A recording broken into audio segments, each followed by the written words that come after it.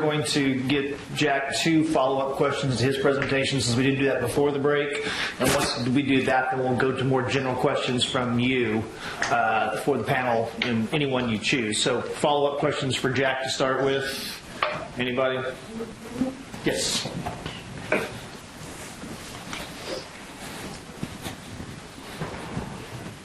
Thank you for your presentation. It's great.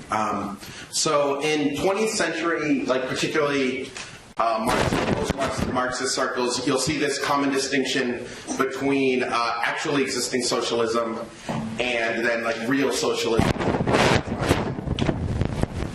Maybe it's probably because I'm too close to you. And then, of course, Derrida is famous for talking about democracy in sort of similar terms, where talking about the undeconstructible eventual democracy. And so my question is there also an eventual or an undeconstructible fascism? Because democracy, socialism, for a pinko commie academic like me, those are all very comfortable. But I'm wondering about this question of fascism as a way of opening up the question, are there events or undeconstructibles which can be evil or problematic or violent or something like that?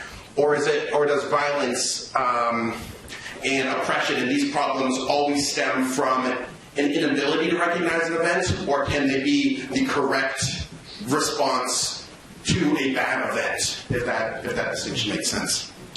Well, I had one word answer for you, but you kept on talking.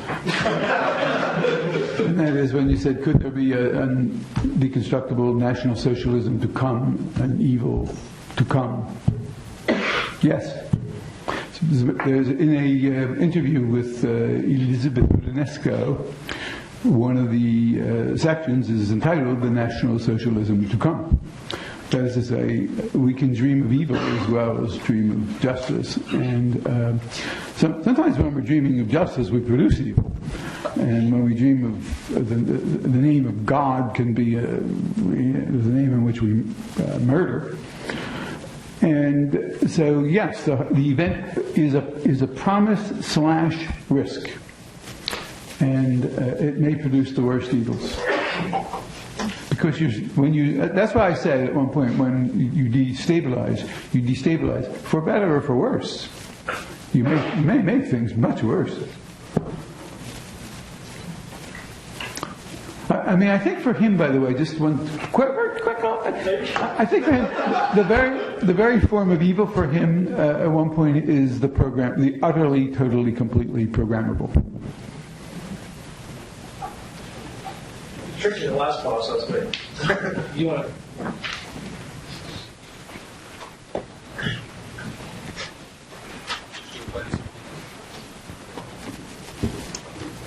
I guess this is kind of a two-part question I was thinking up earlier. I'm kind of new to postmodern philosophy in general, and it just hasn't been my background.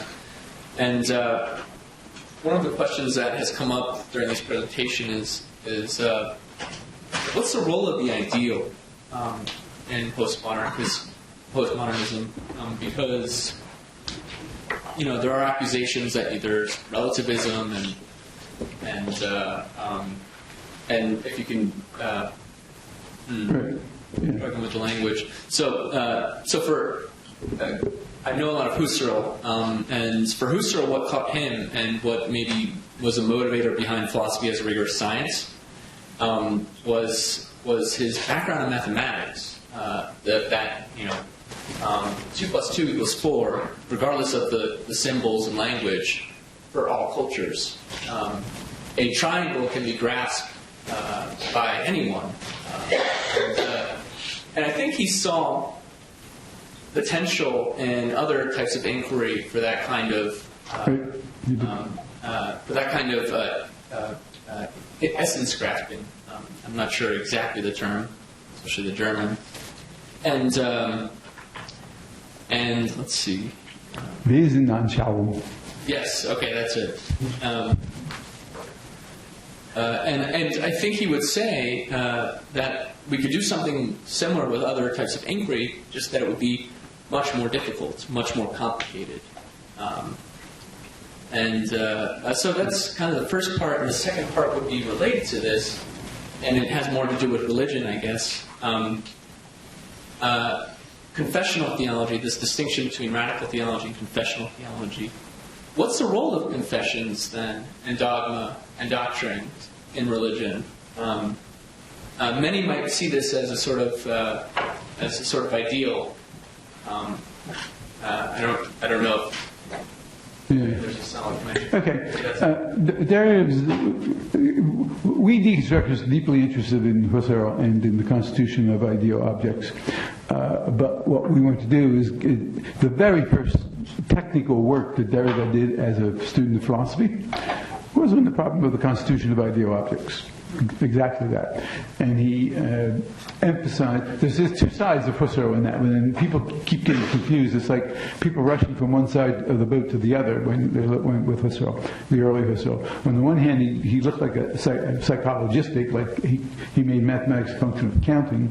On the other hand, he looked like an idealist and a Platonist. So the first volume of Logical Investigations, he looked like was psychologism. Second volume, he looked like Platonism. So they kept running to the other side of the boat. And what he was trying to do was balance the active constitution with the objectivity of the ideality of the ideal object. What Derrida does is show in a sort of systematic, radical way that ideal objects are themselves always constituted. And their ideality is iffish. That is, if you ever started counting, you would get this result. But it doesn't mean that they have some kind of ideality. And then he also showed how deeply dependent the constitution of ideal objects is upon space and time and repetition and writing. So in the history of geometry, this purely empirical thing called writing actually is the clue to the constitution of geometric objects. In the second case, confessional, you wouldn't want to think, he wouldn't think, I don't know that anybody wants to think about the confessional traditions as ideal objects or idealities. For him, they're responses. They're ways of giving flesh and blood and space and time and existential presence to the address of the unconditional. So the call insists the confessional theologies exist, and then my idea is to keep them in constant, make them porous to each other. Quick follow-up then, and then maybe the other panels have been if they want to. So do you think confessions have a role? I mean, Sure. If we didn't have a confession, we wouldn't be talking about anything here. Okay. We wouldn't have any memory of Jesus or anything else. So, anything that we call now today religion. does anybody else on the panel want to Why don't we address that? I think one of the things I said last night is relevant here. Communities of any sort, and religious communities in particular, need to have a collective sense of who they are and of their identity. And one of the ways they do this is through shared practices, and the other way is through shared beliefs. And those two are intertwined. They aren't independent of each other. And so, from a sociological point of view, it seems to me that if there is going to be a religious community, it's going to have a confession of some sort. And those forms of Protestantism that proudly announce that they are non-confessional mean that there isn't a place where you could go online and find out the official creed of the Southern Baptist Church. But if you go to a Southern Baptist Church, you'll find that there are certain beliefs that they hold and that are very important to them, that are their creed. They haven't written them up as a creed. They don't recite it as a creed. But they do recite the phrases often and again. I'm not picking on the Southern Baptists. They're by no means the only non-confessional church that proudly announces their non-confessionality. But there's a sense in which confession in that sense is inescapable as a sociological fact. As a theological fact, the question is, is this a good confession? Is it legitimate? What is its warrant? Have we said the things we ought to say? And do we think about what we say, the things we ought to think about what we say, the meta-discourse, which is where I think postmodernism is particularly relevant. I will pick on Southern Baptists because I was one for a long time. And it's true. I mean, the Baptists take great pride in not really having a denominational structure and not being a confessional community. But they do have what's called the Baptist Faith and Message, which is a codification of its beliefs.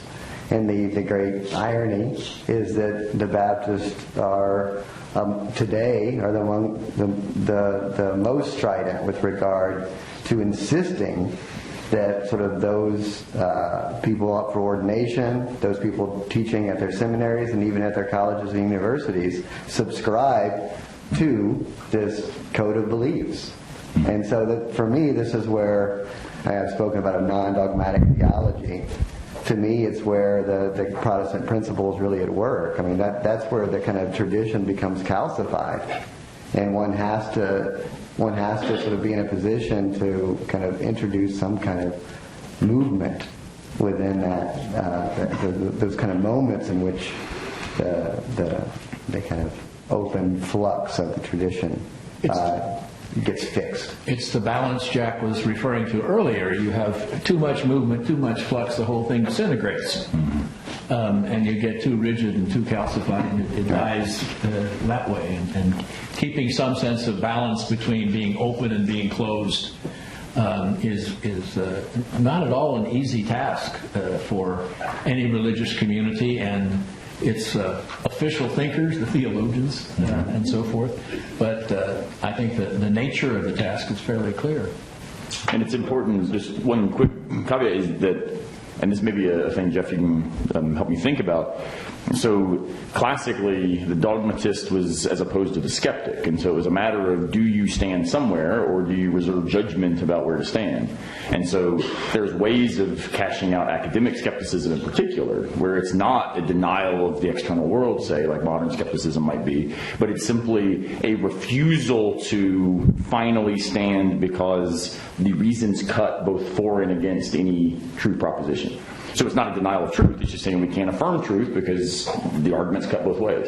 So I genuinely sometimes wonder, when we talk about like a non-dogmatic confession, I wonder if that means then it's simply a non-confessional confession.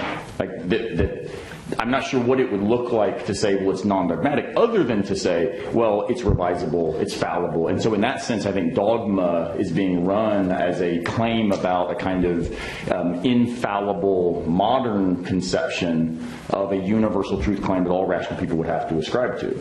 Right? I mean, does that sound right? So when you mean non-dogmatic, you mean that second sense, not the first sense. I mean, invoking the language Jack was using earlier, maybe by non-dogmatic, which what I mean, I think, is a kind of conditioned dogmatism, or a recognition that sort of dogma is conditioned and conditional, and so therefore deconstructible.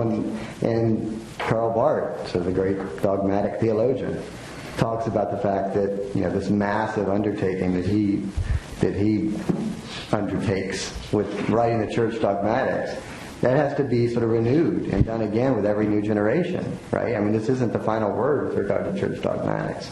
So that, to me, that's the task of a non-dogmatic theology, recognizing its conditional status. Questions? Yes.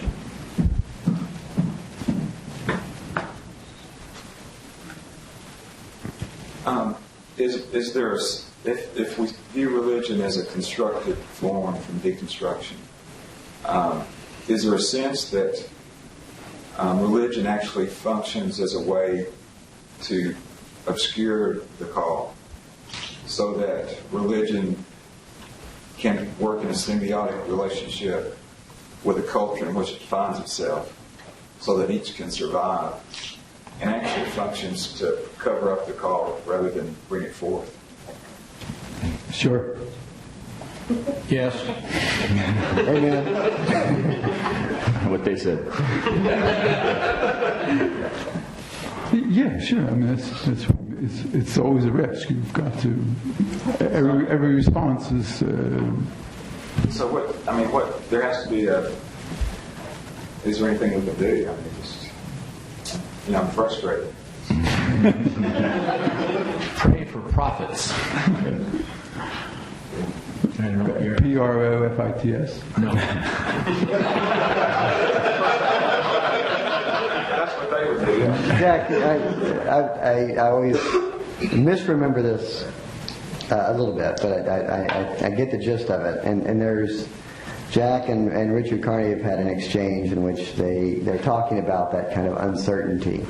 And whenever you're opening yourself up to the event of truth, you don't know if it's going to be a positive or a negative event in advance. There's always a degree of undecidability at work. You'll know this story better than I, but it's you don't know sort of when you're sort of welcoming sort of the new birth. You don't know if it's sort of Mary with the baby Jesus or if it's the Alien movie with the alien popping out of his stomach, right? So can you tell that better than I can? Maybe a little more graphic. And the difference between you and Richard Carney, as I understand it, is you want to say no. You cannot know in advance.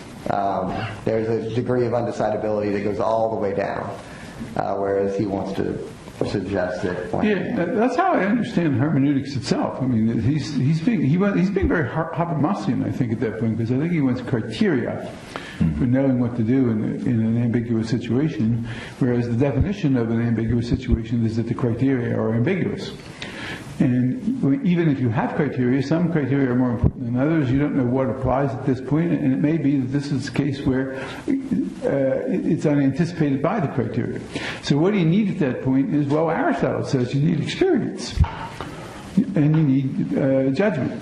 You need the ability, and what's judgment? You need nous.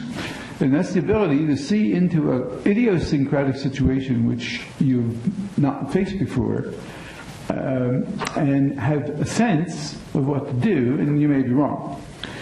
And when you're right, we call that insight and brilliance. Richard and I have reached sort of an agreement on that, and we both say, well, what you need is discernment. Discernment. Now, I think discernment is discernment when the criteria have failed you. You see virtually the same argument being worked out in the debate about scientific criteria when Kuhn first hit the streets, if he hit the streets at all. In the debate about paradigm switches. What do you do in a paradigm switch when the criteria themselves are in question?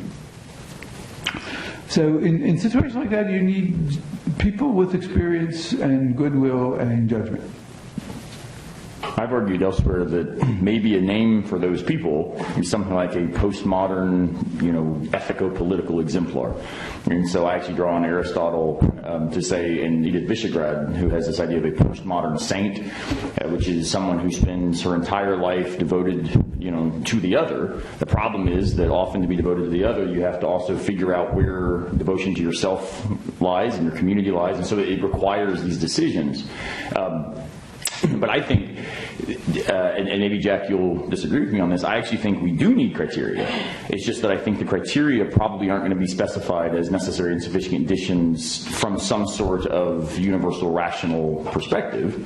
They're going to be offered from within the communities in which we find ourselves, always hermeneutically invested, but there's still got to be some history of those judgments that tend to yield the kinds of things that we hope for as a society. And so I guess I'm not sure that I think the undecidability goes all the way down, or if I think that we deconstructive folk are here to make sure that the undecidability doesn't stop too soon. And because it's got to stop at some point in order for the decision to occur, at least relative to the standards by which the decision is possible for us as existing historical people. And so at that spot, I think I do find Carney's line, I can't remember which book it is, Jack, is Zomlisik and Rue or Keith Putz, I can't remember, but he has this line where he says, eventually Korah or a confessional God, it makes a difference toward which you move. and we can't sit on fences forever. And I think that's exactly right. But I don't think Richard would be wanting to say Cora doesn't, infect the way that we make decisions. The decision isn't done. The decision is always undone by asking, well, was it the best decision? What could we do better next time? Who got excluded when I was trying to include them? It seems to me that that's where the undecidability happens, is in the real practices of deliberative critique that we do with each other on the backside of the decisions we made as a result of the criteria we have operative in our spaces.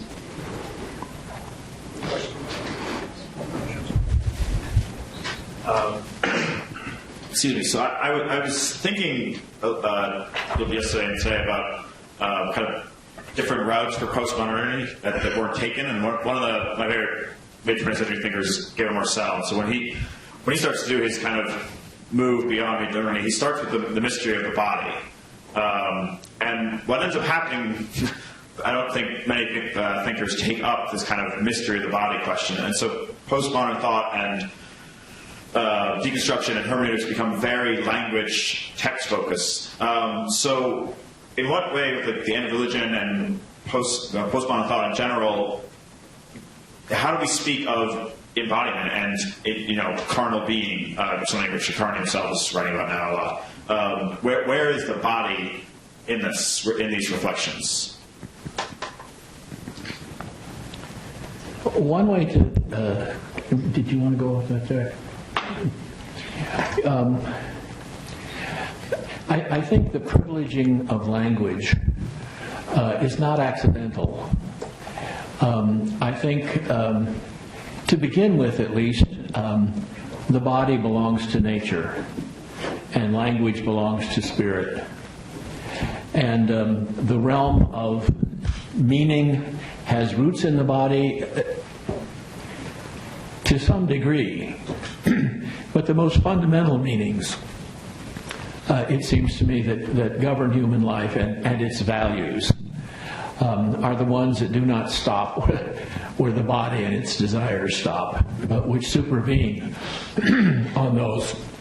And insofar as those are linguistically mediated, and culture is a linguistic phenomenon, a language game, if you like, it seems to me philosophically appropriate that there be a privileging of language in relationship to the body. But it should never get to the place where one treats the body as if it were a corpse, as if human life as an organic phenomenon didn't have a certain level of meaning of its own. But a meaning which, as a matter of inescapable fact, is always caught up in the culture in which it happens and gets diversified in that way. I think I was supposed to shut up. You said language of the spirit. Your body's betraying you, Meryl.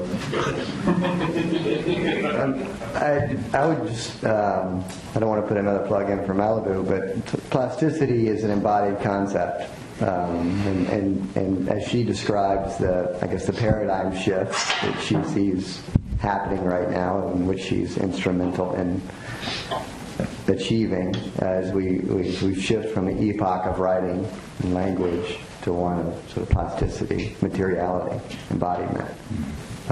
So I mean, this notion of sort of plasticity emerges out of the way in which sort of neuroscientists talk about the brain, and dissolving this dualism between the brain and the mind, and the body and the spirit. Doesn't that become a metaphor for changes in the body politic and culture and other things which are not immediately material in the way in which the brain is? Yeah, but it is. I mean, at that point, this becomes metaphoric or allegoric.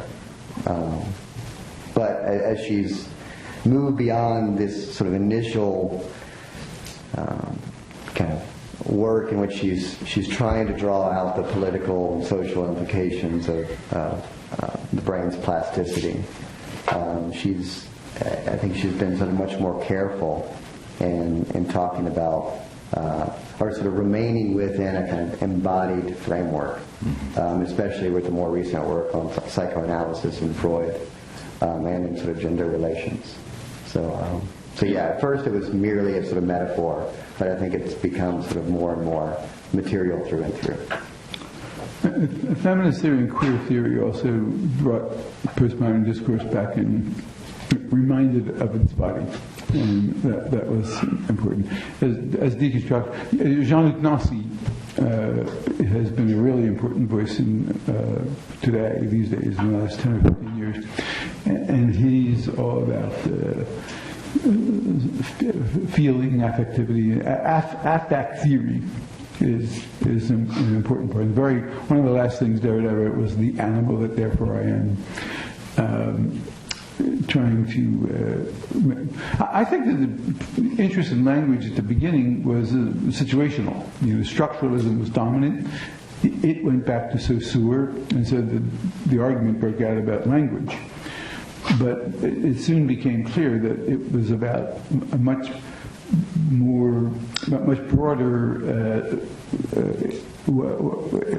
webs and interrelationships and deeply historical, situated bodily context. So they didn't start with it, and even Heidegger tried to abstract from it in being time. So there was that transcendental. There was Husserl and Heidegger that had a kind of transcendental, struck a transcendental attitude that stayed there for a while until Merleau-Ponty really. I mean, Marcel was absolutely on the money, but nobody paid attention to him. And that's because he didn't go through Husserl. I think in order to be heard in the 20th century, you had to go through Husserl. And he didn't. If he had said all those things in Husserlian language, he would have been a bigger player. As Merleau-Ponty did. As Merleau did, yeah. And it's important also to say, and I think, Jack, you're hitting on this, referencing feminism and queer theory. We then recognize that deconstruction, of course, deeply is tied to questions of justice, ethical obligation. Merleau talked about the counter-intentional gaze, etc. I think that here then the simple question, well, whose body? Right? If we talk about embodiment, traditionally, this has been a very white, male, heterosexual sort of upper class body, right? And I think here then, work going on in different discourses that may or may not be tied to deconstruction, but I would certainly say in the big tent postmodern way is certainly going to be a postmodern contribution. Disability studies, right? Eva Feta-Kate, et cetera, are doing work I think is really helpful there. In religion, there's a lot of work going on now about sort of race and embodiments relative to the practices of religiosity. So people like Monica Miller has a great book on religion and hip-hop that just came out. She's got a new thing she's working on about black gods, these new black gods, and like what it means when Kanye says he's a god, and rethinking the embodiment of religious discourse. My sister actually came into Simmons down at the University of Alabama doing similar stuff at the intersection of race and gender. And then the last place where, again, may or may not be deconstructive, but I certainly think it's postmodern, cognitive linguistics is a different approach to the kind of neuroscientific intersection that Jeff's referring to. I think certainly less psychoanalytic, but for me that's okay since I'm not deeply compelled by psychoanalysis. But the cognitive linguistics of like Eve Sweetser, George Lakoff, and even right now, the open theist John Sanders has a new book he's just finished on cognitive metaphor theory and conceptual metaphor as it relates to evangelical theological discourse, which will be fascinating to recognize why, like, even those faith statements for the Southern Baptist seminaries, who, by the way, as I understand it, tweaked things to make sure we open theists couldn't teach there, but figured out a way to ignore, or as Merrill put it, sort of not notice the very rootedness of their theological discourse in the bodies that we possess, right? And so that seems also, I think, just a few different places where embodiment language, I think, is happening. I want to interrupt for 1 second because you guys have been mentioning name after name after name, and I have this in my list of things to ask you. And Malibu, for example, many of us, I think, that name was probably new to us. So I'd like you at the end, I want you to be thinking about the easiest question you get all day: who's writing well now that we should be reading?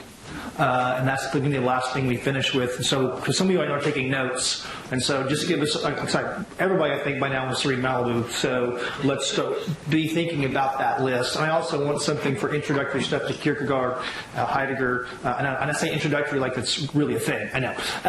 But just some place for some of us to start, because again, we're coming from different directions and haven't read all this stuff. So that'll be the last thing we do. For now, I'm going to ask a question that came through on Twitter last night that I'm going to let y'all go, and you're going to have your conversation. Feel free to redirect questions at yourselves. You've done a fantastic job so far of showing sort of hospitable disagreement, so I'm sure that will continue as well. Will be less hospitable? I've learned to trust you. So what the question that came through last night was, and Merrill kind of answered his sort of version of it already, was, is there a difference, and if so, what is the difference between the God of the philosophers and the God of Scripture? And I appreciate Merrill's qualification earlier by saying we're talking about Christianity. So we are, in a sense, talking about Christianity, although the Tanakh itself being a Hebrew text. We're going to make some reference there too. So that's going to be the entry point. And if we need another sort of tweak, I'll come back in. But for the most part, they want to hear you talk. I want to hear you talk. So start where you like. God of the philosophers, is there a difference? And if so, what with the God of Scriptures? They're already deferring to each other. This is great. I think one of the merits of postmodern theory is to try to break the grip of the classical God of the philosophers and get a better sense of the biblical God, and to talk in terms of texts and scriptural texts, so that you get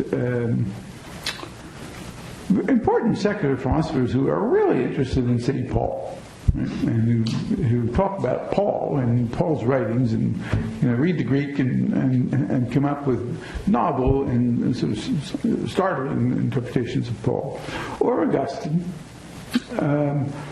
So the merit, it seems to me, of postmodern theory, of the cluster of postmodern theories, is precisely, I think here's a sense in which the word ontotheology would be useful. The God of the philosopher is the God of ontotheology. It's a God of causality, of cause and effect, of proving the existence of a being and demonstrating its properties.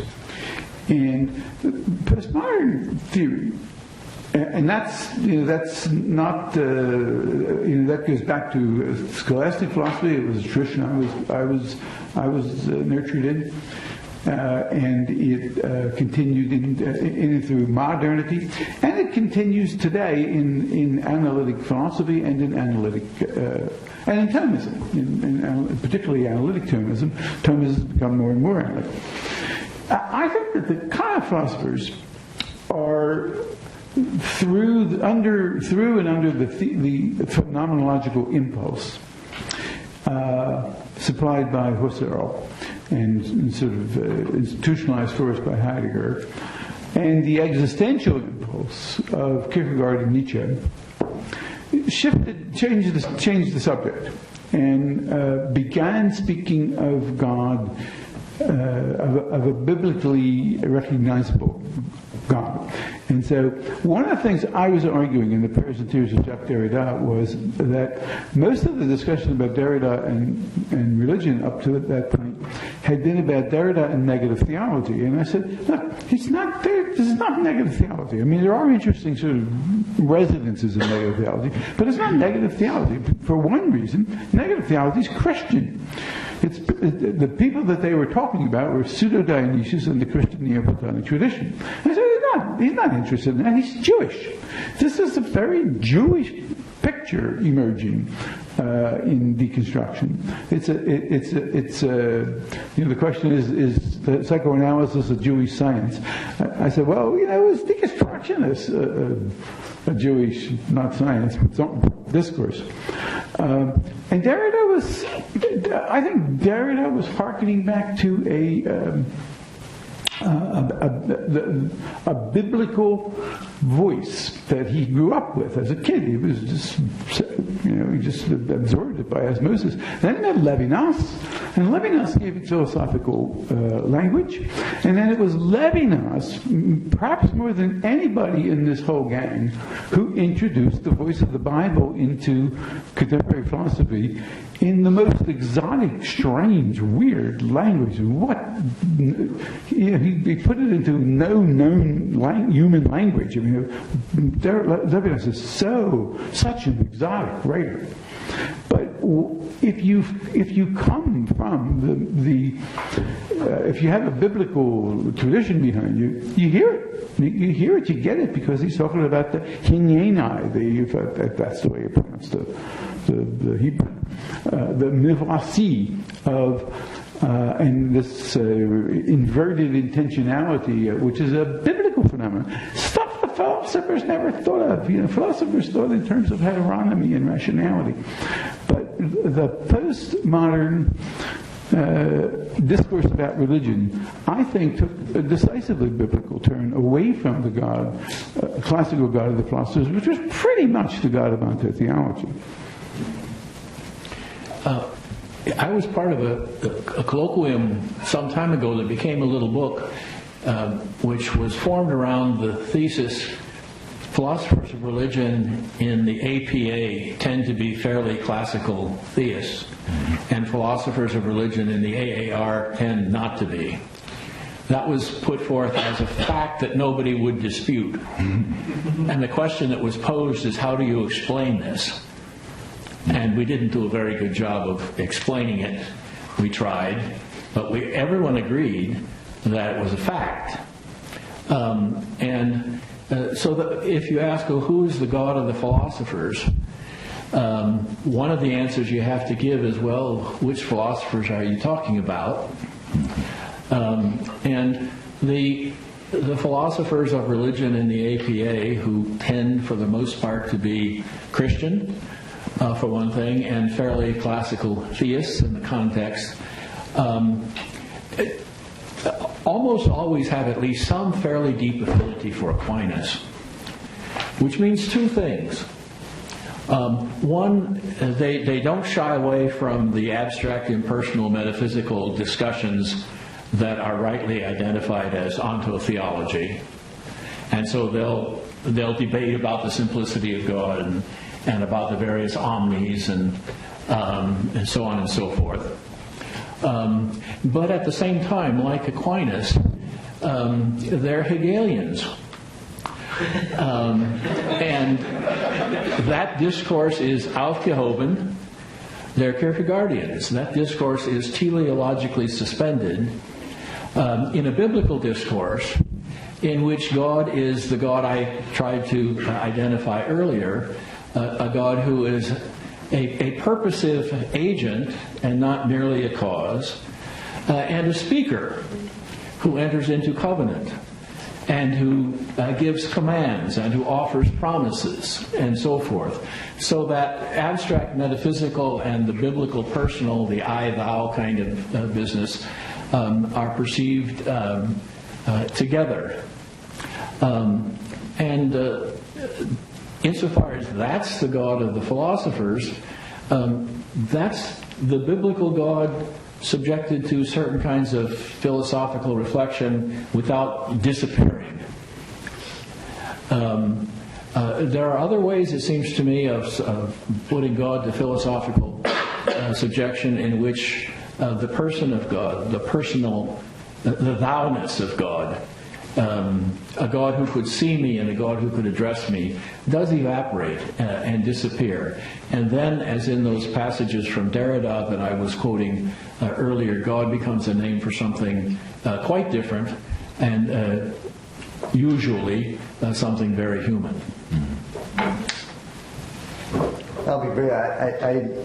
What I love about Jack's work is that I think the weakness of God is the recovery of a distinctly biblical conception of God, and to the extent that it's scandalous amongst, I guess, traditional religious communities or Christian communities, I find that they sometimes despair over that.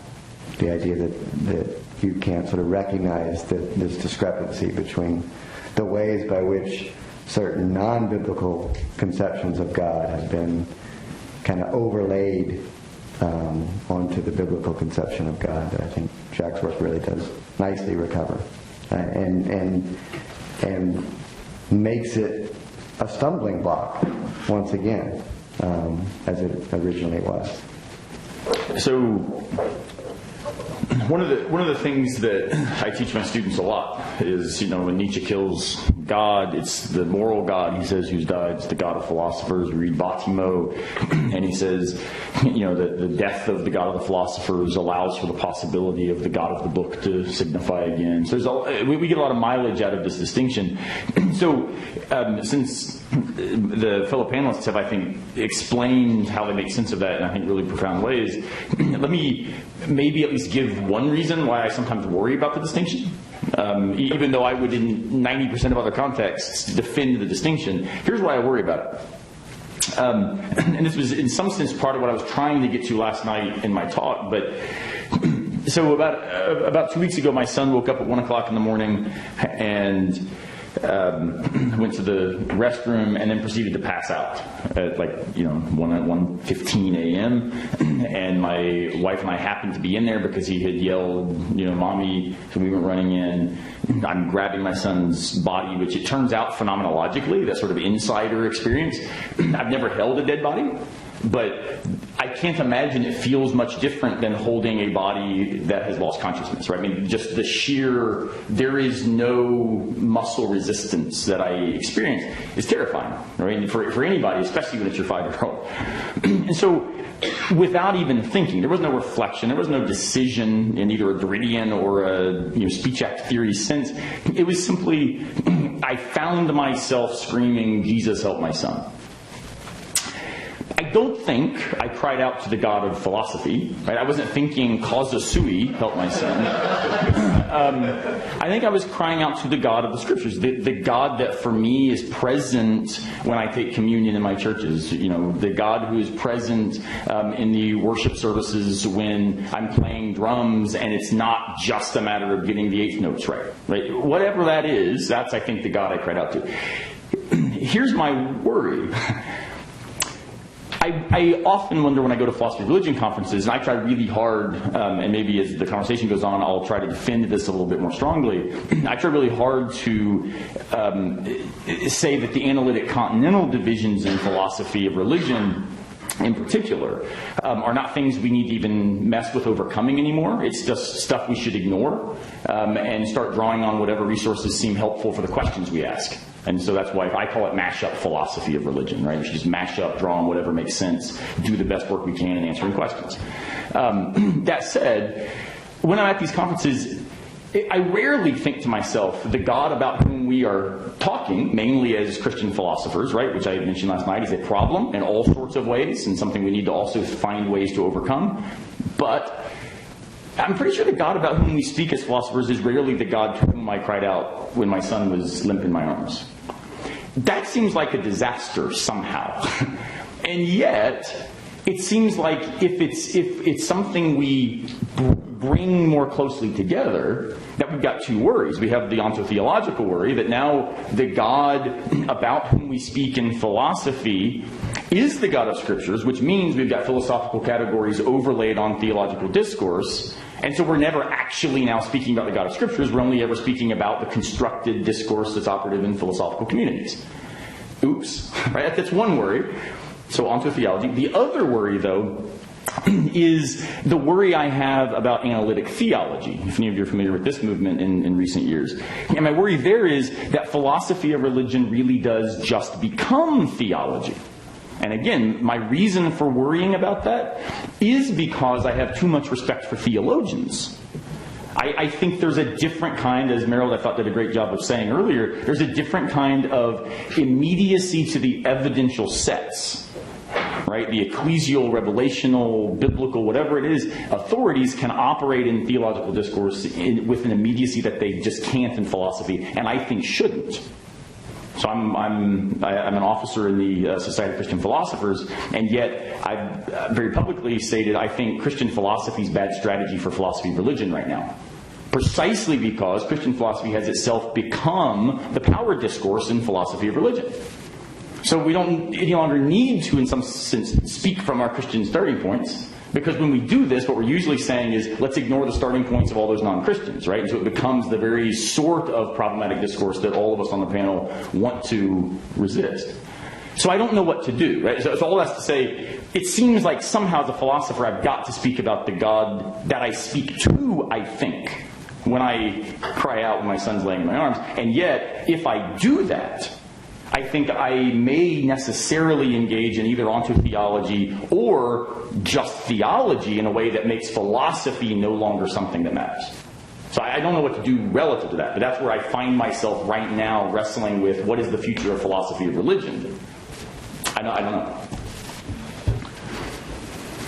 Let me add another thing. I thought that Levinas was a really important source for turning continental philosophy in the direction of its biblical beginnings. But I think that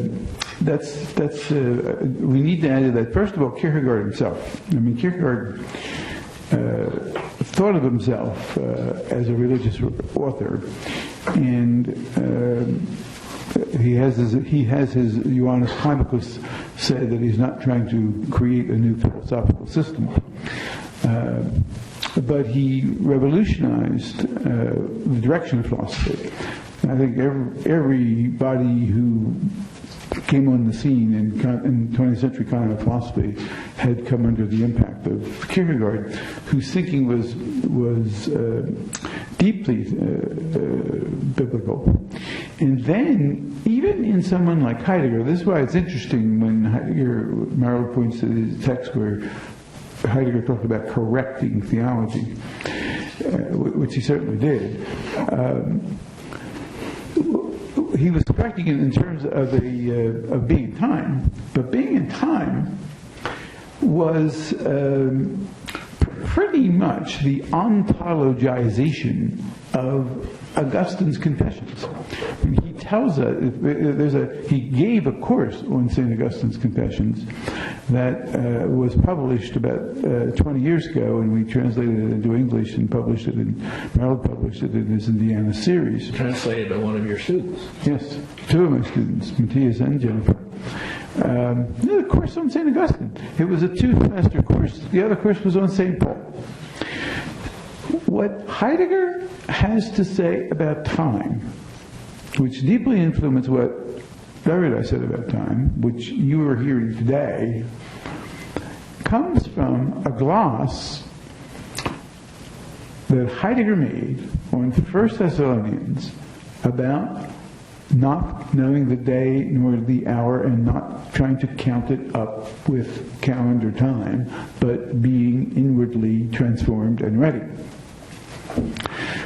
The structure of, and Heidegger took that very scriptural New Testament sense of temporality and rewrote Husserl's lectures on time consciousness and turned them into an ontology, so that you would go to a very secular meeting of continental philosophers, or take strike secular. If you just go to the meeting of continental philosophers, the Society for Phenomenology of Existential Philosophy, yeah, people going around talking about the temporality of human existence in a way that is at bottom Pauline, and the wholly other, which is at bottom Levinas and very Jewish, and not knowing it.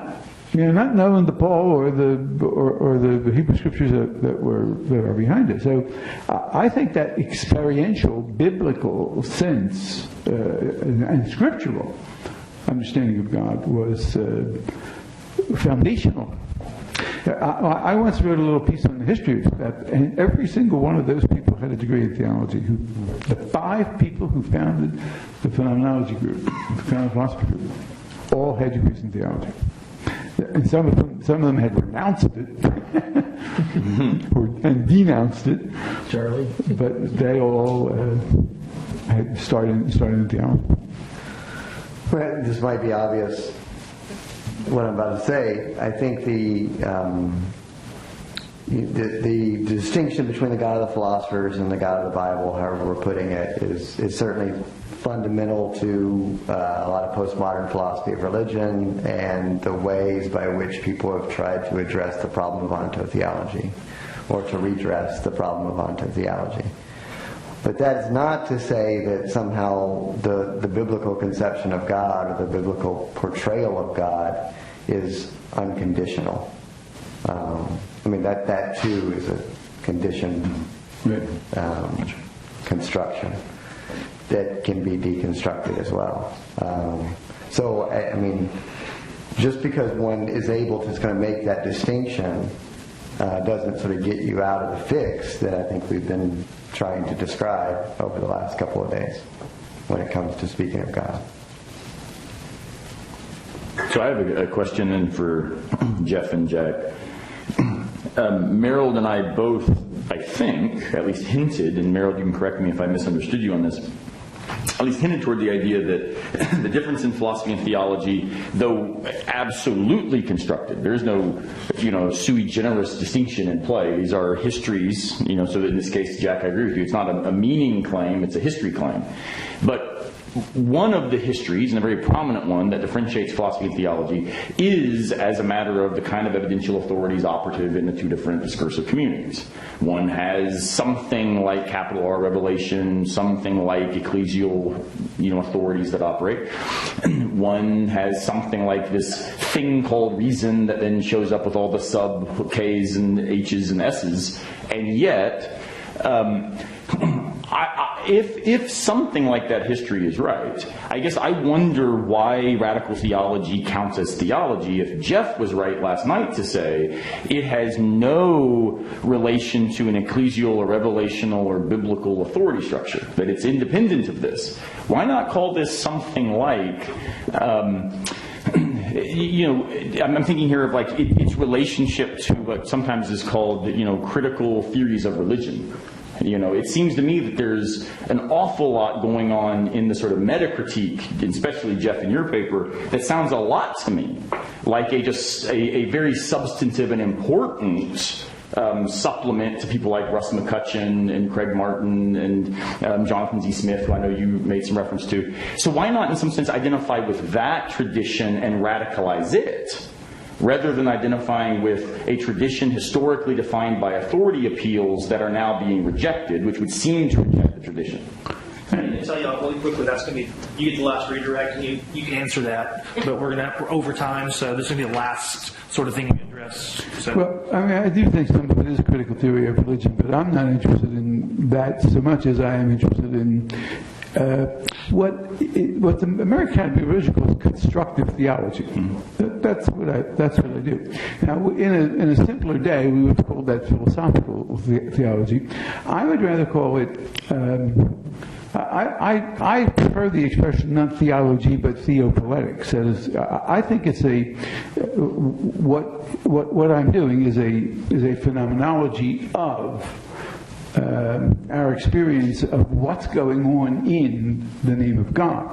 I also, and this is what I like about Hegel, I deny any strict distinction between reason and revelation.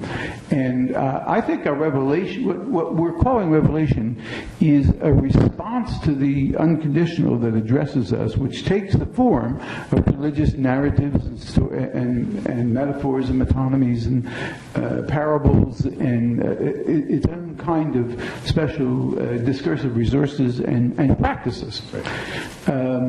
Whereas, philosophy is a different sort of thing. I don't think. I think the underlying method is some kind of phenomenology. Religious discourse is giving word and practice to an address that is not a matter of a divine revelation that came into us and from above, and we could have never gotten it by the unaided reason. It's different from rational discourse. not because it's supernatural, but because it's a poetics. It's a poetics of the experience of the unconditional that is not a matter of propositions. Okay, so we could literally go forever here. I know, and some of you actually want us to go forever here. But we have to actually clear out the place at some point. So, briefly, recommendations for them to read, especially Malibu and Aaron, you mentioned a couple of names earlier, and then Meryl and Jack, whatever you think, just down the line, recommendations to read. Papers, books, doesn't even matter, just whatever you think that they should be reading in a contemporary context for this discussion. They should be reading us. Well, so my recommendations are actually going to sound a lot like that. I would say if you want a introduction to what postmodern hermeneutics is pretty much all about, I'd highly recommend Merrill's book, Hugh's Community, Which Rationality. I think it's fantastic and does a great job, again, of locating this in the context of theological discourse. If you want to see a excellent account of how a kind of Derridian notion, not only of maybe what God could mean, but also what justice could mean as applied in some practical way. I think Jack's book, What Would Jesus Deconstruct, still stands as a very good example of what that can be. As a little bit of a step back from those specific contexts, a book that Bruce Benson and I recently wrote, came out last year, I actually think is, I hope, a good place to go if you want an introduction to basically the tradition of French phenomenology to which we're all appealing in various ways. Sometimes referred to as, the theological turn in French phenomenology, specifically people like Derrida, Levinas, Henri, Chrétien, Marion. Bruce Benson and I wrote this book simply called The New Phenomenology, A Philosophical Introduction. It's geared toward basically graduate students or professional analytic philosophers. That's the audience. It's people who don't know this material but are interested in it, and we try to present it in a way that is written as much as possible in a kind of analytic, propositionally sort of way, which I'm sure makes Jack itch. But we did it that way precisely because we were trying to, in this case, not bridge two different discursive communities, but bridge the kind of commitments that people like us hold to the kinds of strategies that other people operate by. So I'd say those three. Yeah. I'm terribly disappointed that I didn't get to answer Aaron's question, but this gives me the occasion to put a plug in for an unpublished book on radical theology that I hope will be coming out in the not too distant future. In which Where? I hope with Merrill's Indiana. We're working on it. So, in that, I try to make the claim that radical theology is a discernible tradition of thought with its own lineage. And I think it's not an argument or really a case that's been made, and I try to make it there. So be on the lookout for that. For Malibu, I would say that the starting point for most people is her book, What Should We Do With Our Brains? And that and there she kind of articulates a real kind of radical philosophy of freedom based on a material sense of embodiment. That I think is really intriguing and suggests some interesting socio-political implications to that. If you're interested at all in the kind of connection I'm trying to make between Malibu's work and plasticity and liberation theology, I think the book to look to is Changing Difference, in which she interrogates kind of prevailing thought within gender theory and feminist thought, and really kind of takes on both Derrida and Butler in that book. I think it's very accessible. There's a chapter in there where she kind of situates herself specifically in reference to Kant, Hegel, and Derrida, and puts those differences in critical relief. Meryl? I want to begin with a plug for my own latest book, Kierkegaard's Concept of Faith. But Jack has mentioned the importance of Husserl as background for all of these discussions, and has mentioned Derrida's writing about Husserl. Levinas has an important book on Husserl. One of his, well, in a sense, he introduced Husserl to the French. I'm surprised that only moments ago Marion's name was mentioned for the first time. And we've gotten this far without mentioning him. But he's certainly a major figure in the discussion that we are having. And he has a book in which he takes off from Husserl and tells us how we need to revise Husserl in order to do what needs to be done. It's called Reduction and Givenness. It's not the most interesting book of Marion's, but it's certainly fundamental and important. And any of his writings, but especially the essay on the saturated phenomenon, which is now located in I don't know how many different places it's appeared, that would be something that would be very important to look at. He's an author that deserves more of a place in this discussion than we have given him this weekend. Okay.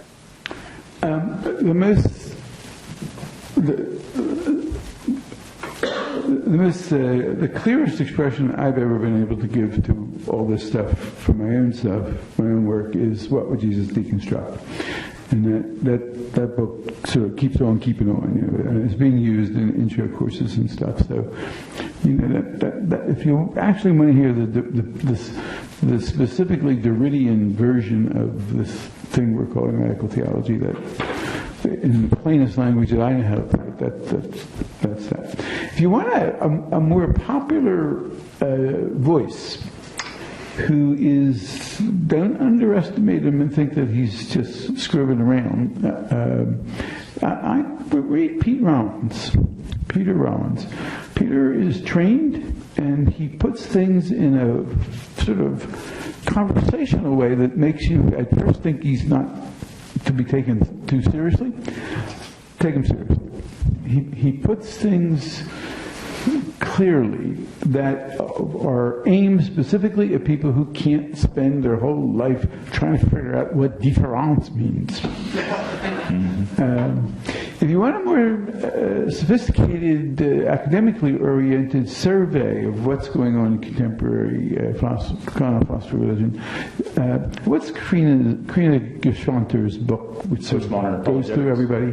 The book on postmodern apologetics? Postmodern apologetics, yeah. Came out with that's for an academic audience, and it's a more technical account, but it's comprehensive, amazing survey of the field, and she has going for her that she is trying to fill the shoes of the distinguished philosopher to my left.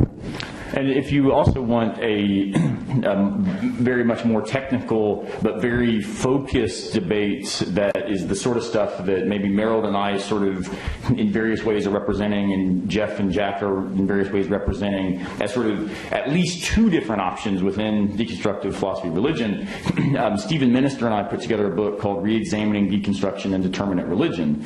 And in that, Jack has a very, I think it's actually the best, Jack, summary of your thought that I've ever read in a technical way, and he cashes out different versions of postmodernism. Merrill has an essay in there where he's also responding, sort of, defending what we call religion with religion. So that also, I think, is a very technical but very focused attempt to do the kind of conversations we've been having here in a little bit more, I think, feisty way. Just in case you don't know, the best introduction to Derrida's thought is Jack's book, The Prayers and Tears of Jacques Derrida. And Jacques Derrida would probably tell you that if he were here. Yeah, thanks. All right, so Carrie's going to close us out. Thank you so much for everything. I definitely want to thank our panelists on behalf of the Theology Institute, and also everyone who came out today and last night for a rigorous discussion on several levels. So thank you, audience members, as well.